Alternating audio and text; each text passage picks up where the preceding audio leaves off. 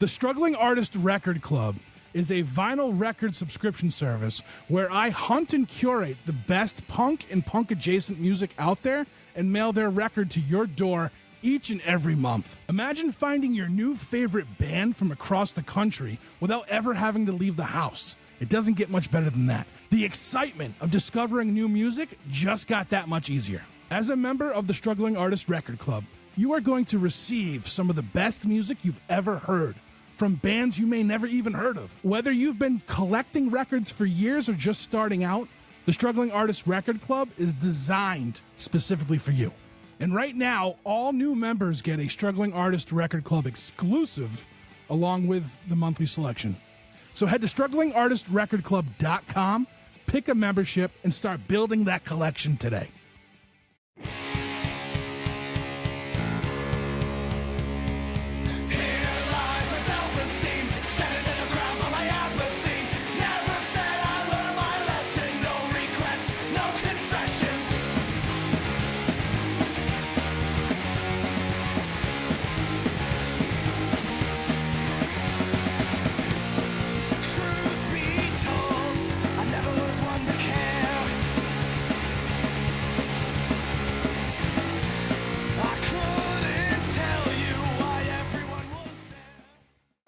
All right, we're here on site at Deep Cuts in Medford, Massachusetts with Dr. Gloom from Somergloom to talk about Somergloom 2026. This has been a festival that's been going on since 2021. And I guess my first thing is, since the first year in the parking lot, did you envision doing this every year? Well, of course we envisioned it. There are no accidents in the universe of Dr. Gloom. No accidents No in the universe coincidences. of Dr. No accidents. And so, There's a grand vision. and so, at what point did you fight yourself out of the parking lot? Okay. Okay. Take them off. All right, Dr. Gloom takes a break. Yeah, well, so we started in the parking lot. So I have a vivid memory of this because it was in 2021 and the climate of live music was really strange. Yeah. And I remember, I saw the event and I'm like, this is something really interesting. It's like an all-day outside thing with a lot of unique bands in one space. Yeah. And I was like, this sounds like an exciting, interesting thing. And that sort of I think the really creative, well-curated environment of that first year has since expanded.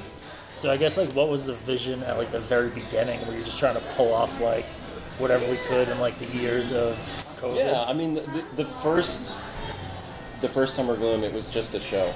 As far as the infrastructure, the credit there goes to JJ Gonson of Once and the awesome team that she assembled. Alex Pickert was the talent buyer that first year. Aaron Jeanette, who's still with Somerville to this day, doing festival management, and a bunch of other people, talented people on the audio side of the things. I was helping out with video documentation for the entire summer series, and I was given a date just to curate a bill, but I had kind of before that had this idea that I wanted to do a Doom festival in Boston. No, and that's awesome because I think one thing I always loved about Somergloom is that it is well curated, akin to bigger festivals in other parts of the world that draw more esoteric kind of music.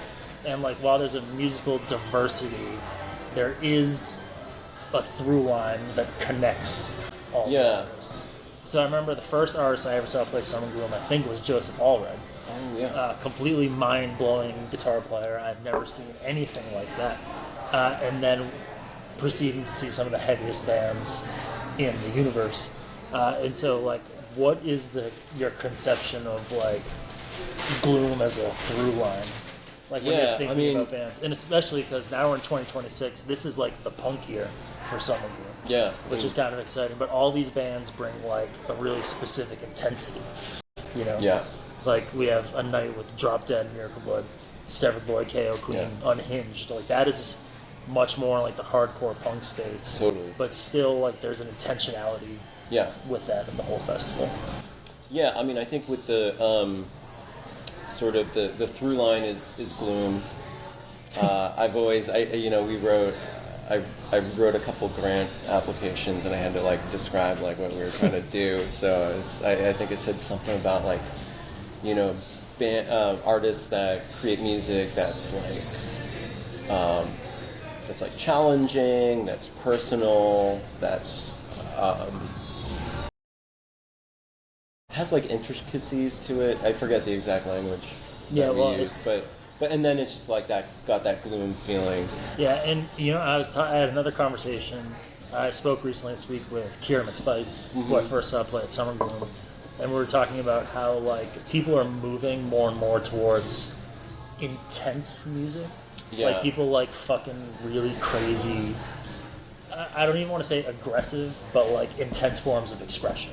Yeah. So like whatever, if you want beautiful heavy music, you want it like to like a really large degree, and everything is in like, it's like on Somerville, like the hardcore bands are heavy, like the beautiful, more atmospheric bands are like enormous.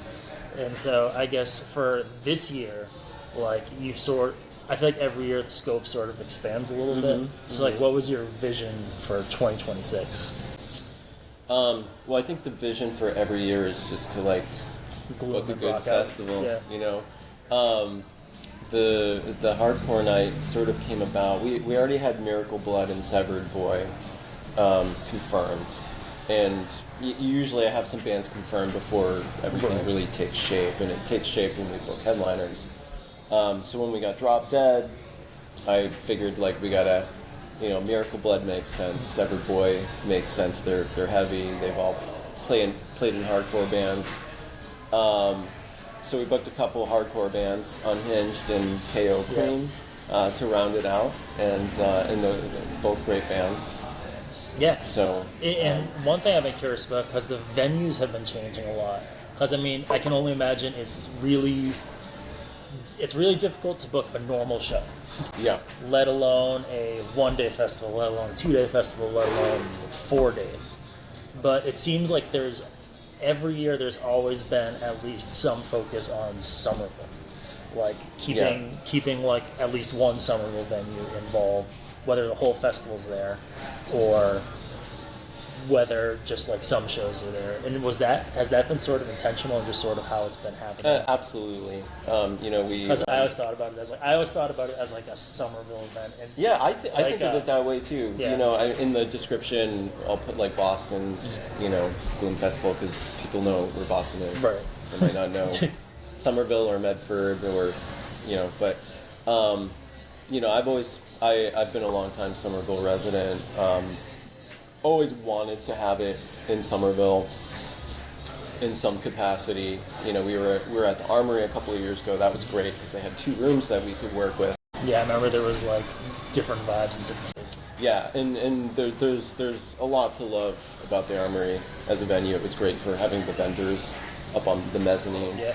But last year we ended up with Crystal Ballroom, which we had been kind of eyeing that space for a while. Anyway, it's a great venue. It is. And regal. And then Deep Cuts has just been killing it as like, the kind of like small, medium venue. Yeah, no, in the area. It's a badass space. Shout out Deep Cuts. Shout out Deep Cuts. Check out their cool record store. So, Medford's close to Somerville, so it just made sense to we had the opening night here at Deep Cuts last year, and then this year we decided and add a second day. So that's the Sunday night show to close things out. So a little Deep Cut sandwich. No, hey, they do make a good sandwich. They do make a good sandwich. We got to bump them a little bit for letting us invade their space. Deep Cuts is the bread. Crystal Ballroom is the filling. The sandwich. So yeah, sandwich. And so one thing I've noticed over recent years is it is a very local festival in terms of the kind of bands that play. But in the past few years, there's been more and more national acts. And sort of what I love about that is it sort of combines a really what I think we have is a really thriving environment for like art in Boston that can sometimes be like overlooked when people consider like cities that have output. You know, it's not what people think of as Boston music or like New England music isn't always that.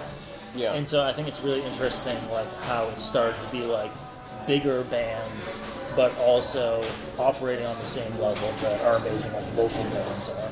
It's like, when did that start? Like, when did it start growing where you started being like, oh, we can start reaching for like these other names to bring them into because it's what I like about it is it doesn't feel like, oh, a big band's coming to town and these are local bands at the show. Yeah. It feels that like these bigger like national touring bands are coming and then they get integrated with what's happening here. And I don't know how that vibe is accomplished, but it's really cool. So I want to commend you for that. Thank you. But like, when did that start like evolving? Yeah, I mean, I think we had Body Void the first year, and they're from Burlington, Vermont, which is kind of far, but not too far. And I worked with them doing a video at Blackheart Sound. That's when I met them. So we invited them up that year, and then 2020, the third year. That was when like we're no longer able to do this at Boynton Yards in the parking lot. So we ended up doing 3 different venues. We had the Rockwell in Somerville, and Bone Up Brewing in Everett, and then we Garage B in Brighton at the Speedway. And we got Marissa Nadler that year, who has roots in Boston, but is based in Nashville now. So that was like maybe the first year that we like brought somebody from further afield. And then 2024 we started really like pursuing national touring acts. Yeah, and we pursued like local, like I think that there's a lot well, there is a lot of that. Yeah. Like Mourn. We got Big Brave and Royal Thunder that year. Big Brave was amazing. I thought like so good. My mind was gonna like fall out of my skull. Yeah, I was just like true like feedback art. The way that they sculpt their tone like in real time, using space. Yeah, like I've never seen the dynamics and the way they work with tension is. And I mean, I think unrivaled. Sort of what I love about the whole festival is there's always something new to me. Like every year there's something like new that I can get really excited about. Like I found artists that are like now artists that I can listen to a lot, not just like I went to a show and I'm like, oh, this band is good, but like artists I'm like very invested kind of like in their output and like following along. So like what's a new band this year, or at least a new to the festival band that you're really excited to like bring to the people? Because I know we have some returning bands, and we have some bigger bands that have been playing out a lot that people might be familiar with. But is there a band like where you're like really excited to see them get up on that stage? That's a good question. Well, I mean, I'm sure all. I mean, most of the bands that are playing, I've seen live, like extensively. I've seen Miracle Blood live. I mean, I've never seen them on this stage that big, so I'm pretty pumped for that. Yeah. See what they can do with like a bigger platform. And they're monster band. Yeah, I'm psyched for Miracle Blood. I'm psyched to see Hemlock, who's playing Sunday here at Deep Cuts. They're like a very like progressive, like conjuring fantasy, alien landscapes kind of band. Very. They had a singer. They're now just instrumental. Just like that's sort of the gnarly prog rock. When your singer quits, you're don't find. Yeah, you're like So I'm excited to see them. I haven't seen them live, but I've heard good things. No, that's awesome. And I think like for me, one is like Gloom Lurker on the big stage. Oh yeah, definitely. Like, I'm really excited. Another band that I've seen at like O'Brien's. Yeah. Like I've seen them a lot over the past couple of years. Yeah. And I'm really excited to see like them push through that kind of.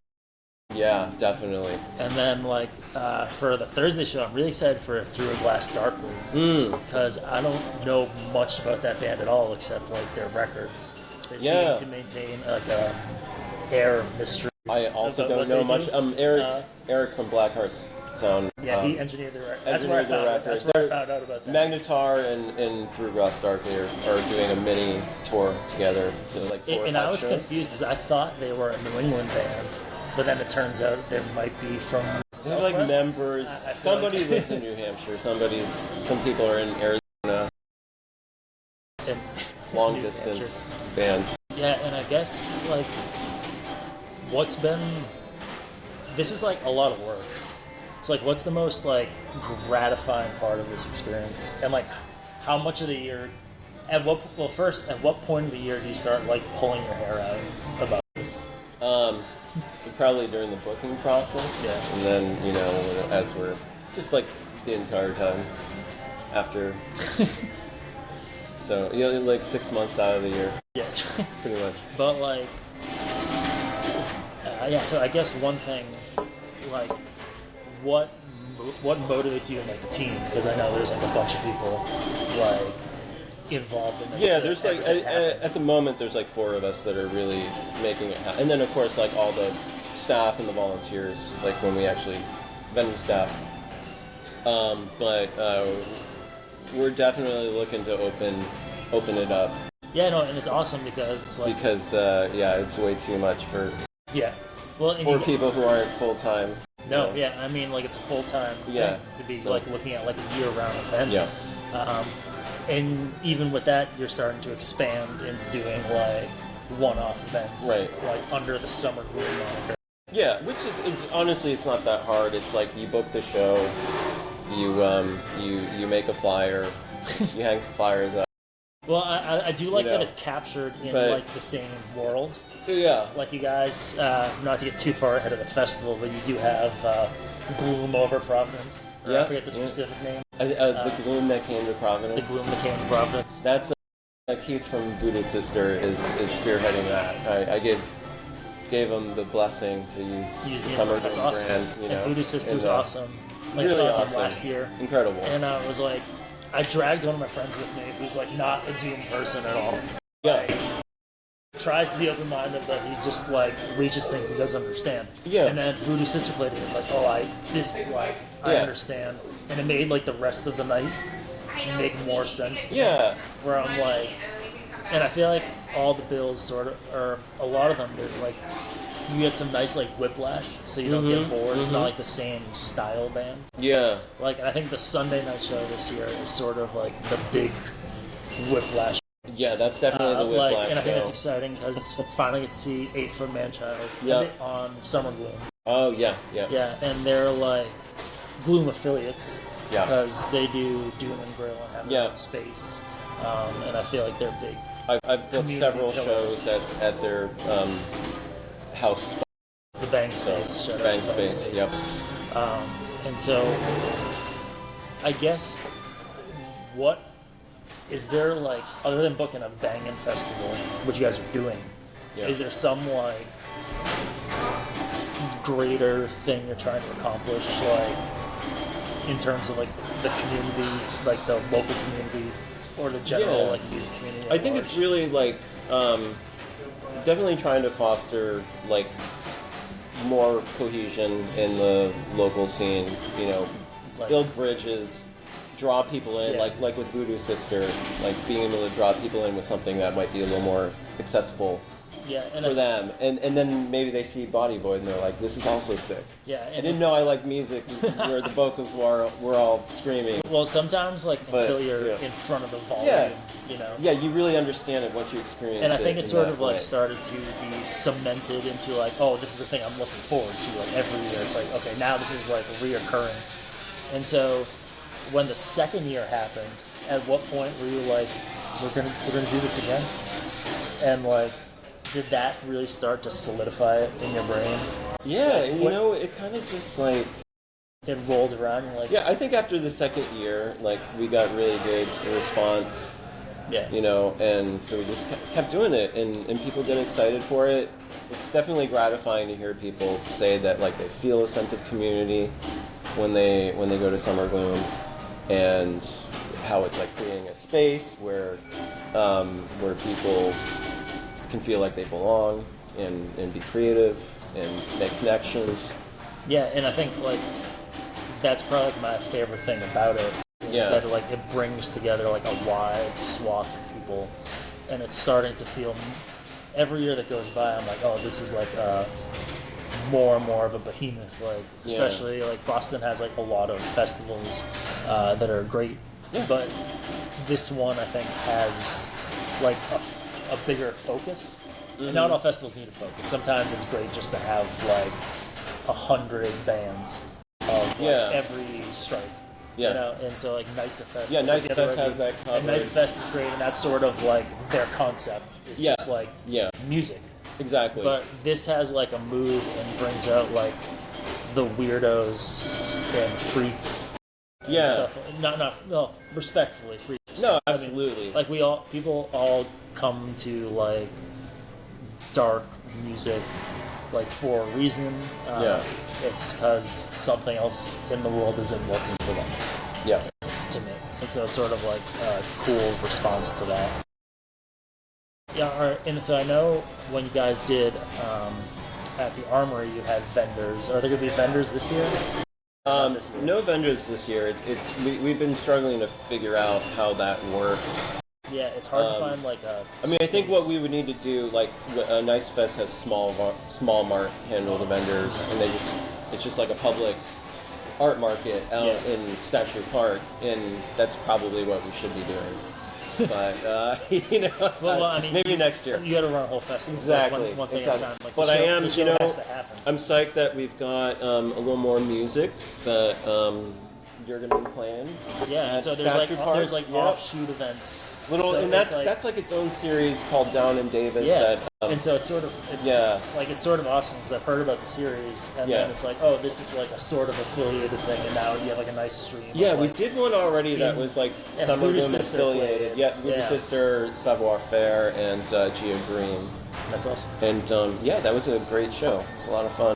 Yeah, and so it's just making things happen. Yeah, and it's I love being able to offer like free public music experiences. Yeah.